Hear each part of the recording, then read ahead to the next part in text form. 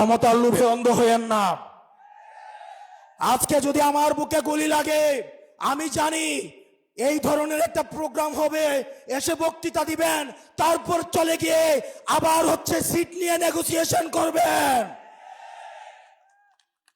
অনেক দল রয়েছে, যেহেতু আরপিও সংশোধন হয়েছে, এখন অন্য দলের মার্কায় নির্বাচন করতে পারবে না বলে নিজের দলের মার্কা বিলীন করে দেওয়ার জন্য তারা রেডি হয়ে আছে। এগুলো দিয়ে জাতীয় ঐক্য হয় না।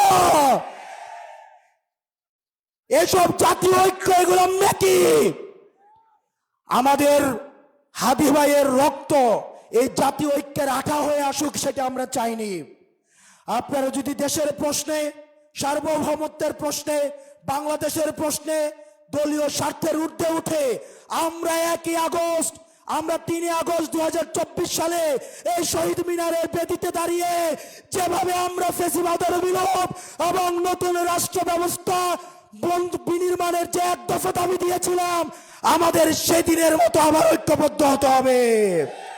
ও ইনকিলাব, ইনকিলাব, দিল্লি না ঢাকা, দিল্লি না ঢাকা, ইনকিলাব, ইনকিলাব, আপোষ না সংগ্রাম, দালালি না রাজপথ, দালালি না রাজপথ, আপোষ না সংগ্রাম।